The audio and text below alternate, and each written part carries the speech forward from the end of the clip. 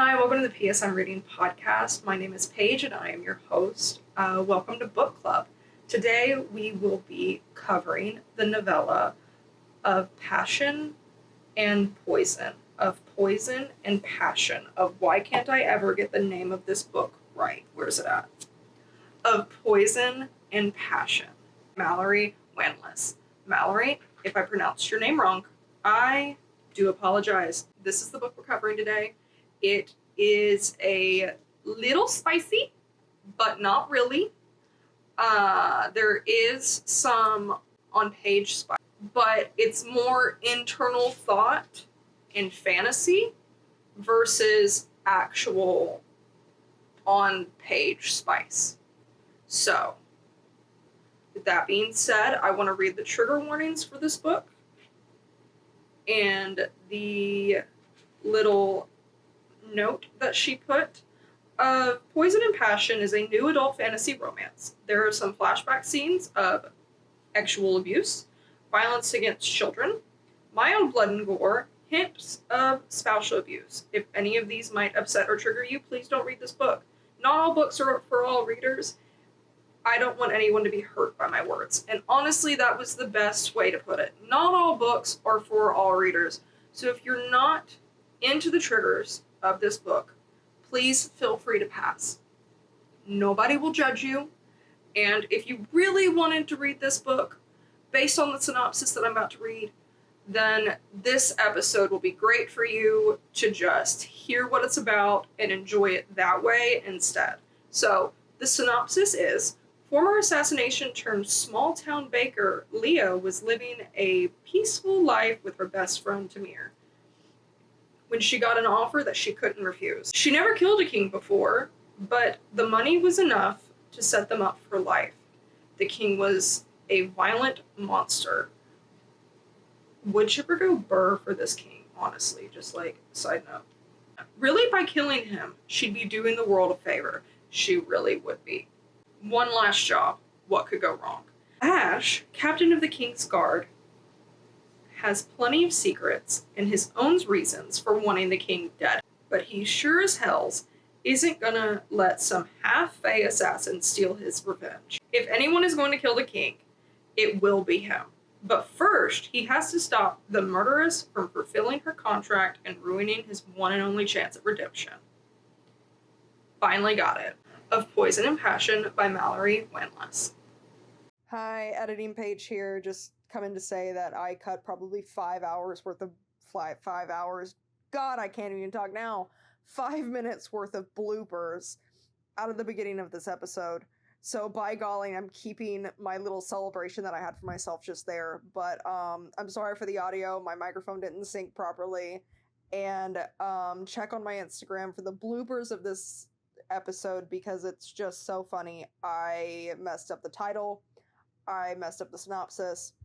I generally can't speak, apparently, or read, so I don't know why I have a reading podcast, but here we are, and I hope you enjoy the show. I loved this book. It was a 5-star read. It was a 5-star read from the beginning. But before we get into the book, let's get into the drink. I designed a lavender Earl Grey honey old-fashioned. This drink contains a ½ ounce of lavender simple syrup, 3 dashes of orange bitters, and 2 ounces of Jack Daniel's Tennessee honey infused with Earl Grey tea. How I did the infusion was I took 3 tablespoons of Earl Grey tea and a pint of Tennessee Honey Jack whiskey, and I took 2 shots out of the pint, and then after that, I infused it for, I believe it was around 3 hours. Actually, I know it was 3 hours. Strained it, put it back in the bottle, stuck it in the fridge. The way that I made the lavender simple syrup is I did 1 tablespoon per cup of sugar and 1 cup of water per cup of sugar. So if you're doing 1 cup of simple, you'll do 1 cup of sugar, 1 cup of water, and 1 tablespoon of culinary lavender. I made it and just I made everything boil, made sure everything dissolved, and then let it simmer for 15 minutes. And then let it chill in the refrigerator. You wouldn't believe how much more I just cut out of this, but I didn't actually just stick it in a bottle and put it in the refrigerator. I strained the lavender out. Please strain the lavender out before you bottle it and stick it in the refrigerator. All of this lasts about 2 weeks.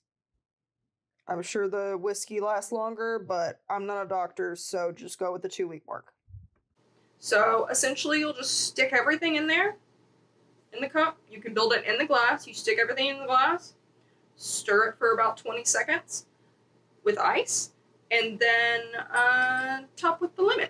I love this drink because you really get the subtle hint of the lavender, but then the sweetness of the whiskey. And then the tea just makes it feel like some sort of cozy beverage, even though it's iced. So I loved this drink. The whole reason that this drink actually contains the honey jack is because I asked the author what her favorite whiskey was in order to build this drink, because I knew that she was a whiskey drinker. And she told me the honey jack. I originally thought that it was not going to work out, so I bought Gentleman Jack also because it was the same company, and I personally like the flavor of that one. But then I tried the honey jack, which is why it has the 2 ounces out of it, and it was wonderful. I just couldn't believe it. And the moment that I tasted it, I took everything that I'd said back about why I thought it would not work. So it was phenomenal, and this drink was phenomenal. If you want a non-alcoholic version of this drink, I would do iced Earl Grey tea with lavender simple syrup, and then sweeten to taste with just a little bit of honey. And you'll get the same effect without the alcohol. And I would still top with the lemon and all of that, and I'll have an instructional video coming up. But that way you can still experience a nice drink like this, but minus the alcohol content. And so, but with that being said, for that one, in order to not use the orange bitters, I would make sure that you get an Earl Grey tea that has orange in it. Some of them do, some of them don't, so just be aware of that. I think that Twiggins Earl Grey tea has orange. It's either Twiggins or Tazo, but don't quote me on here. I will find one and put it in the show notes / blog post that will be available on my website and linked below, or on Spotify or wherever you get your podcasts at. So, of Poison and Passion. Again, I love this book from the very beginning, and I do have one small beef with all of her books, and it's me problem and not the book problem or her problem. The beef that I have with her books is that they feel so nostalgic from the very beginning. Every single one of them. Her young adult series that starts with where it is, Storm and Flame. There went all of my graphics for it. But Storm and Flame, I loved it. It took me nearly a year to read Storm and Flame and then Blood and Destiny. Why? Not the book's fault, it's my fault. They feel like Legends of Zelda or Buffy the Vampire Slayer for me, where you just want to sit there and just go slowly and read it and enjoy it and love it. And then you put it down and then you go, oh, it'll be there because it's Legends of Zelda or Buffy. And then you pick it back up. And then you read it a little bit, then you put it down, read something else. And it's because it just feels so cozy. And I've noticed that all of her books are like that. This one included. And so that's not a problem with her or the book. That's a me problem. So with that being said, if you ever see me reading one of her books and you're going, wow, she's taking a really long time with this book, I wonder if it's bad. It's not. It's glorious. It's wonderful. It is a 10 out of 10. I'll read anything she writes. She writes something on a napkin. Auto buy. 100%. But I'm going to read it at a snail's pace, and I can't do anything to stop that. I have tried to read them quicker. I just can't. So, that being said, I'm going to pick up my cards and I'll be right back. This book starts with a little bit of backstory and a little bit of evils. And Leah and Tamir's backstory are tragic. 100% tragic. And their relationship from the beginning is one of childhood best friend and Leah and Tamir's relationship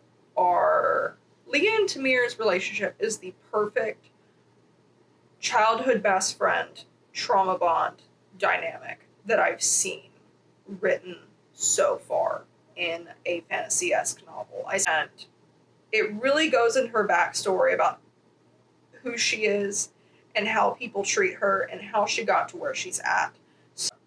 So the reason she became a killer was because she caught a guy that was big, or rather head of the Thieves Guild,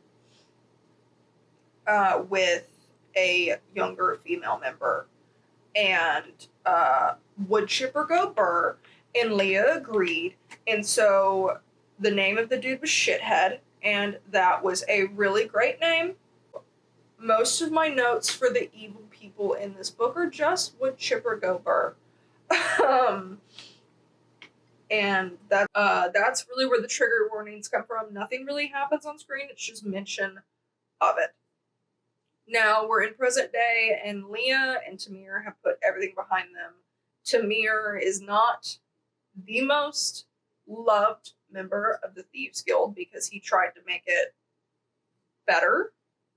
So they're still thieves. They're still doing thievery. They're still doing crime, right?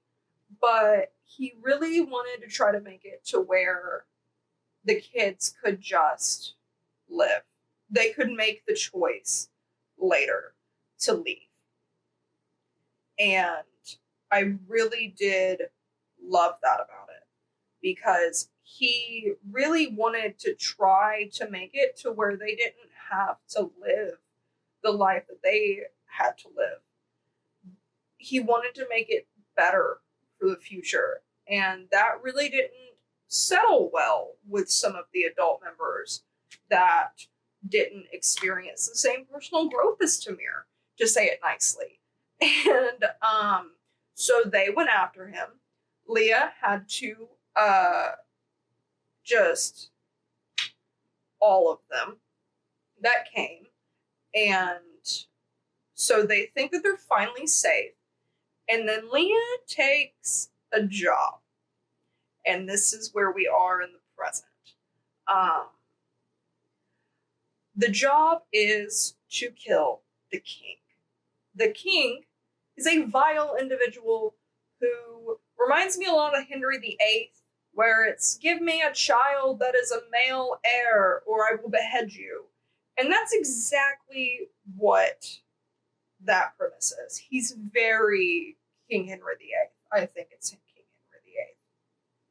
If it's not, somebody will correct me. But he reminds me very much of him.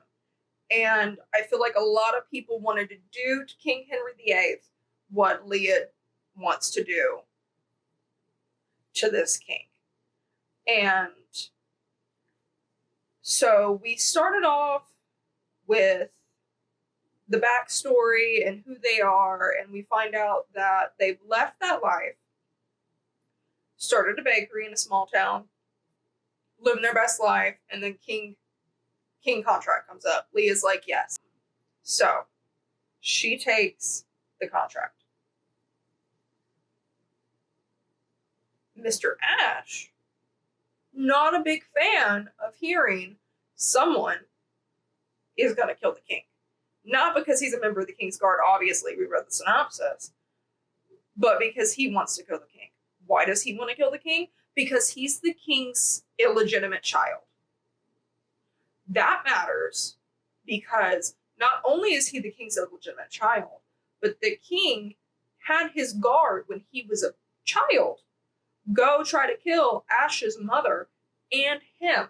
Ash's mother hit him in the baseboards, like any mother would do. I think it was the baseboards. Yes, I do believe it was the baseboards. It's been a few weeks since I read this book.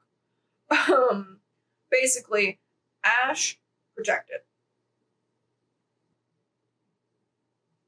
Kingsguard comes, tries to kill Ash and his mother. Ash survives. Mama, however, does not. And so he is an orphan, grows up, becomes a member of the Kingsguard, then becomes captain of the Kingsguard. All of this is to eventually try to kill the king. Obviously, Leah is in the way. So he goes to this town where he thinks that this person is, and he sees Leah and Tamir in the tavern. The tavern keeper, owner, bartender, this is going to be hard. I'm going to flip-flop through modern day and fantasy world. He, who I love, whose name I am sad that I forgot because he was a wonderful side character, basically says, hey, we're going to forget all of this. So he's in this bar, he sees Leah and Tamir, tavern. So Ash is in this tavern, sees Leah and Tamir, and goes, that's who's going to kill the king. They're being a little suspicious. And so he wants to try to, figure out the situation, whatever. The and Tamir think that he is there to get Tamir gone because Tamir had an affair with one of the king's guard, and that is not so. Because Tamir had an affair with one of the king's guard, and so they think that that is the reason that they're coming to get him. Well, that's not really what's happening.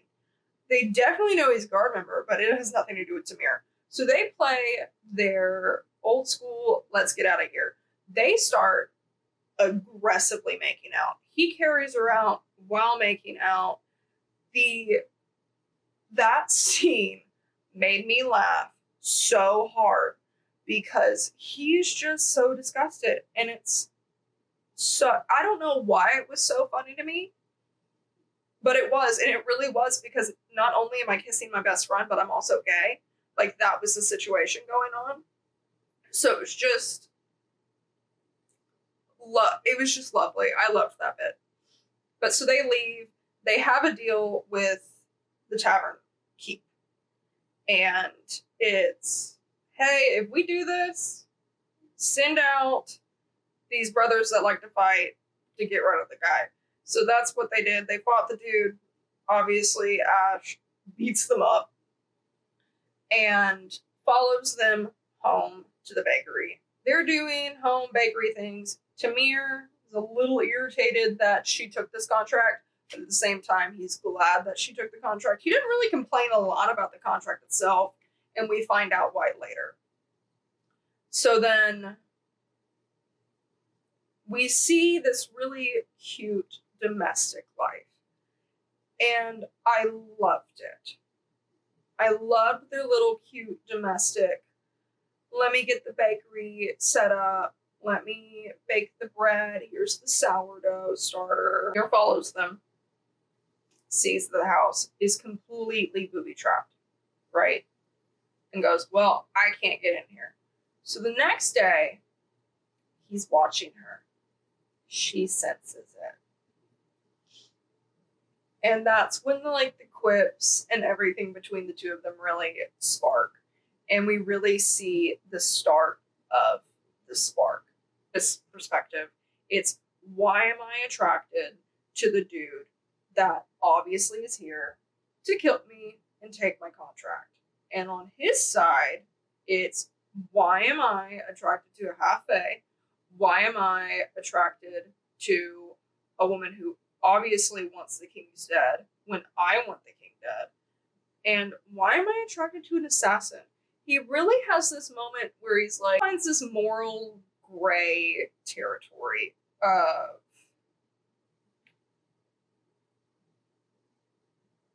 why do I like her?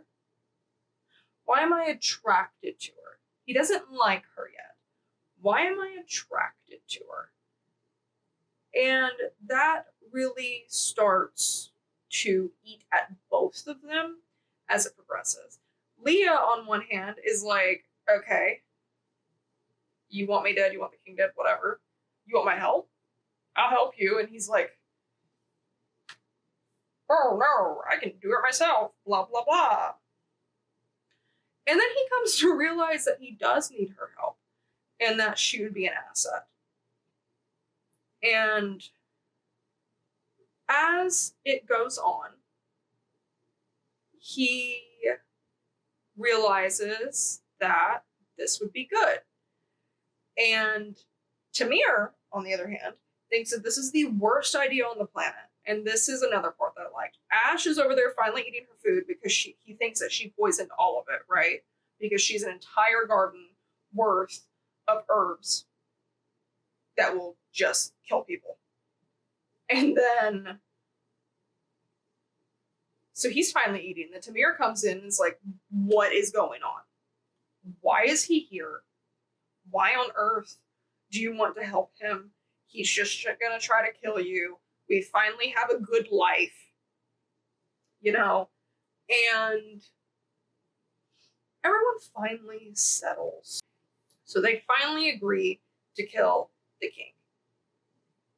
Tamir, on the other hand, plans to kill Ash. So he takes him to the tavern, hoping to get him stupid drunk to take him out. That's not what happens. Instead, Tamir tells Ash what he had told Leah, which was the thing about his mom and the king and his motives to kill the king and everything like that. And then after that, they both get trashed. Hungover, this, that, and the other. So they both get trashed. Tamir goes to bed. Ash is wasted beyond belief on bad L. And so she puts him in her bed. She sleeps on the couch. He wakes up freaking out because he's like, oh my God, I'm in her bed. I am in her bed. And so she goes in there, changes right in front of him. He's freaking out. Loves the view, though. And then this is where the attraction really starts to build more heavily. So this is where the attraction really starts to build. They're getting ready to go, and Leah sees Tamir, and she's just like fantasizing. It's pretty in-depth fantasizing about him. The author said that, at least I think she said this in an Instagram post, that there's not a whole lot of like on-page spice because of how much she blushes. But the on-page fantasizing of this man was written very well. And so if she ever chooses to do this like full-on spice scene, I think she would write it very well. Tamir gives her a hard time because he knows exactly what's going on. 100% knows exactly what's going on. I just remembered something though. There is a little bit of on-page like fantasy because she does glamour him. She does use magic for a little bit of it. So, editing page, hi, move that clip to the front and call it a day, okay? And then we're going to be back. Hi, past page? No, absolutely not. 20 minutes I've cut. I'm disappointed in you. So, There is the on-screen fantasy. Tamir gives her a really hard time about it because he can just see. He, like, knows. He's like, I know you. And she's like, shut up. Leave me alone. She goes back and forth with herself, like, we could die. So we could just get it over with, right? And so she finally tells Tamir to go. Just bye-bye. See you later. Prep for stuff outside this house. And he's like, okay, can do. And so then she comes on to Ash. And Ash is like, you know, I think I really am attracted to this woman. I think that this would be a great idea. So then they go off, fade to black. We all know what happens. And then Tamir comes back, asks if everybody's clothed. It was great. Ash is embarrassed. She's just like, shut up. And then they go off to go to try to kill the king. Ash is irritable the entire time. And the reason Ash is irritable the entire time is because he's used to doing things quickly. And so then she has to explain to him that the reason you can't do things quickly when you're trying to get somebody, right, is because you'll get tired. And honestly, that's a really good life lesson. Take breaks. Take frequent breaks. Be present in the moment. Because if you don't, you'll get tired and you won't do the job well. Do as I say, not as I do. I plan this podcast in 2 months. I don't suggest it. 0 out of 10 suggest podcast in 2 months. Take 6 months. Trust me on this. So they're off. He finally realizes they need to take breaks. So he chills out. And they finally make it to the castle. She puts on a wig so they can't tell that she's Fae, because if they know that she's Fae, they'll know something's up, like, immediately. And he basically tells the King's Guard, hey, this is a waitress tonight, and the King's Guard lets them in. They feel really bad for her, though, because normally if you're a waitress, it's certain death. If the king gets pissed off, he's not a good dude. This is where you're like, wow, I'm actually really glad that this guy, is gonna get got. So we see the dining hall. We see the king interacting with his wife. We can immediately tell that it's not a good situation, that he is horrendous. And this is where we really learn why, the true why to the whole situation. This is the girl that shithead. Yeah. And so Leah and Tamir both feel protective over her. And then she goes off, when she's an adult, to run an orphanage. King comes to get young girl because he's trash. Trash. Wood chipper go burr. He's trash. Alright? He wants this young girl, and she's like, no, take me instead. And he's like, okay, you're young enough, I guess. And so, again, wood chipper go burr. And that's why Leah's there, because the queen reached out to Leah and was like, get rid of this guy. I'm not safe. He's gonna kill me, just like he killed all the other ones. And so we see that dynamic. The plan is to get the king alone. So what Leah does is she has this poison that she puts in his wine that's going to make him really need to go to the bathroom. So Ash is in charge of doing the deed of killing him because it's his vengeance. Leah's just helping. So he gets the king, helps him to his quarters. King goes to the bathroom, comes out, is talking to him, whatever. And Leah is like, okay, King should already be dead. Comes in. King's like, ooh, you brought me a present. And he's like, no. Damn. What do I do? And so then, a scuffle takes place. Leah's wig flies off. Knives are out. And then the guards hear all of this. And so they rush in. And Ash has got this guy by the throat with a knife. And it's like, I'll do it. And they're like, stop. What are you doing? Blah, blah, blah, And so then they back up to the window because there's a river below and they can safely jump. Well, that doesn't work out well. So he just kind of yeets her out the window and then basically kills the king, yeets her out the window. Ding dong, the king is dead, the wicked king, the evil king. Bye-bye. Yeets her out the window, and then he's put in the dungeon. And so she doesn't know whether or not he's going to live, going to die. She knows that he's going to die, right? But she has to get back to him. Tamir is like, under no circumstances are we going back in. And she's like, we have to. I love him.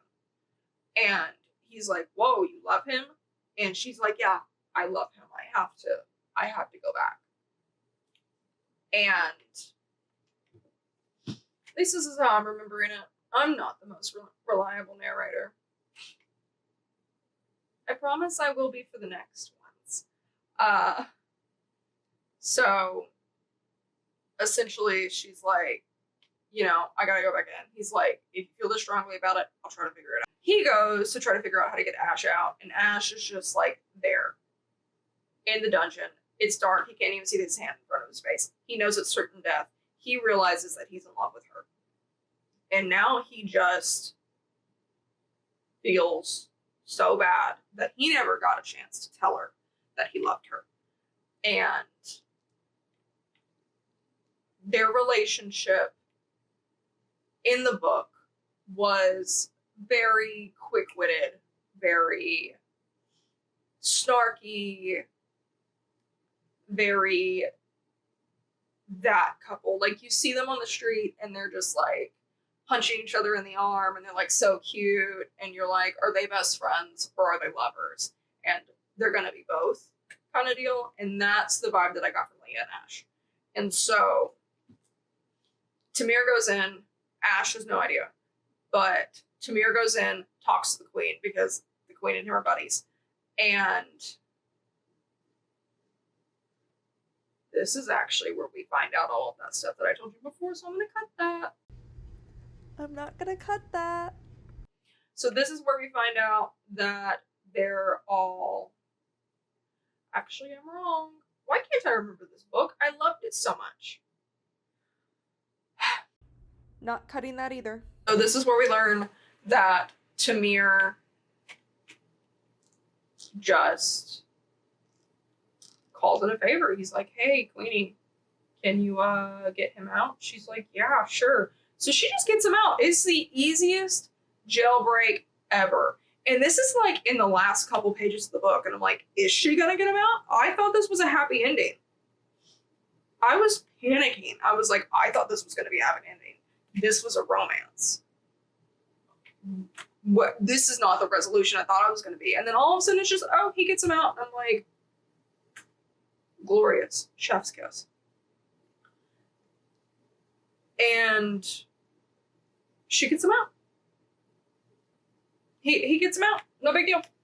So they go back to the cottage and Leah sees them and she just runs to Ash. They reunite, tell each other they love each other, and it is just so cute. It is the reuniting that I really wanted at the end of this, because the end was a nail biter.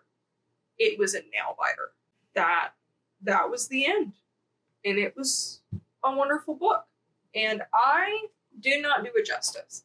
I would like to read a few points from the author's discussion notes that she has on her website, which is Mallory Wanless.com. And she actually has a really cute book club resource for the first book of her YA trilogy, which is Storm and Flame. And then both, I'm going to pronounce the name of the town, Vexia? Vexia. Both books in this series. So she says, menu suggestions: herbal tea, cinnamon rolls, whiskey, coffee with too much sugar and too much cinnamon, because Leah does like her coffee with a whole lot of sugar. And sourdough bread, and then Leah's lavender cookies. That's actually where the lavender from the drink comes in. Is Leah's lavender cookies. And then entertainment activity ideas, gardening. So for this, I would actually think it'd be really cute for everyone to paint a terracotta pot. Like if you were doing this in person, paint like a terracotta pot. I think that'd be super cute. Baking, maybe do cutout cookies. Pretending to date your gay bestie to get away from the man that's sent to kill you. Play Is It Poison, which is where each of you takes turns eating a herb and waiting to see if it's delicious or deadly. Just kidding, don't actually do that one. No one needs to die except King Octor. I agree, except the king. Off with his head. But, so, is it poison? Instead of, because no one needs to die except the king, do, what's it called? Oh my gosh. The jelly bean game. Bamboozled. Bean boozled. Do Bean Boozled. That would be so fun for an in-person book club of this. But back to the discussion questions here. So here's just some jumping off questions. So I'm going to read them, and then I'm just going to give you one. What drives Leah to accept the job to assassinate the king? What is her passion for it? Well, we know that the passion for wanting to kill the king is she needs to protect her friend. And I think that any of us would do anything that we could to protect our friend. And in this wonderful fantasy world, of course you're going to go and kill the king. But in the real world, in this situation, you're going to tell her to break up with her dude, Or if it's a really bad situation, you're going to help her break up with her dude. And, if your bestie is Tamir and he's in the bad relationship and situation, you're going to tell him to break up with his dude.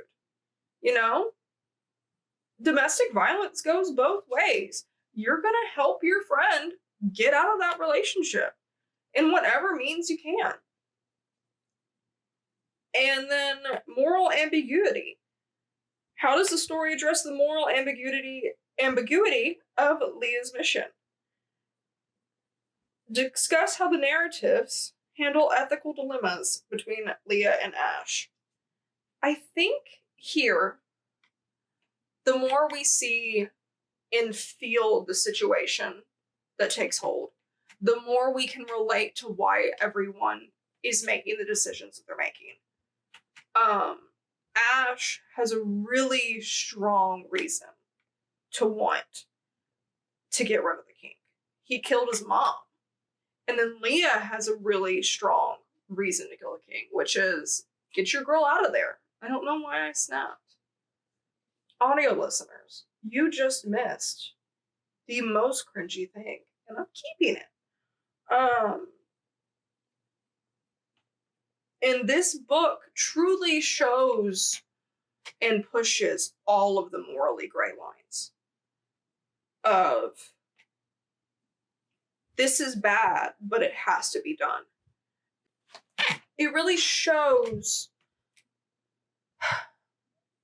that you can have compassion towards people even if you know what they're doing is wrong, because sometimes there really is the right reasons for it.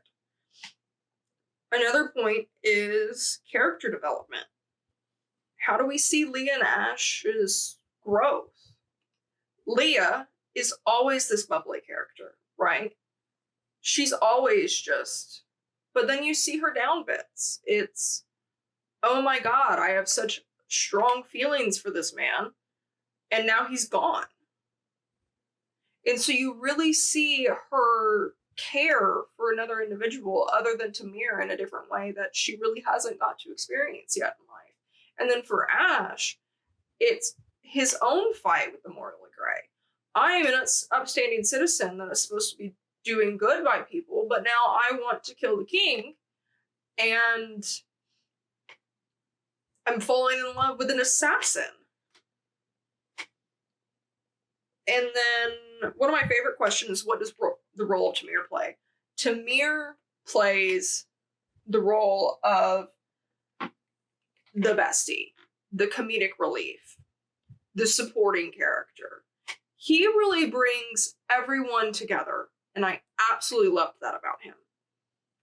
So I want you to share what you thought of all these questions in the comments, and I want you to go to our Facebook discussion group and tell me how you felt about this book and give me any very nice tips on how to make this podcast better. And I want to hear your thoughts on this book.